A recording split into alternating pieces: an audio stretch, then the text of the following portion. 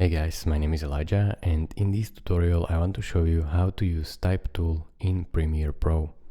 So it's actually pretty easy. The Type tool is right here under this hand. So the Type tool, you can click on it to select it or press T on your keyboard to select it as well.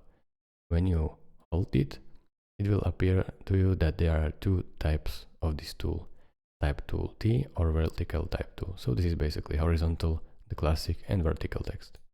So I will use the classic. Then you have to drag the area on your screen where you want the text to be, and then simply type your text. Then you can select it like this and go over here to effect controls. And if you don't see effect controls here, go on this drop down menu and click effect controls. Then drop down this text arrow, and you can, as you can see, you can select which font do you want.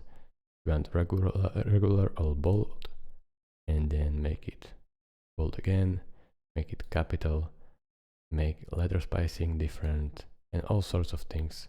You can also change the color here or spacing to center. So I will change it, for example, to red. And you can make it bigger so you can scale your text as well. So thank you guys for watching. If this video was helpful to you, consider subscribing and liking this video, and I will see you in the next tutorial. Bye bye.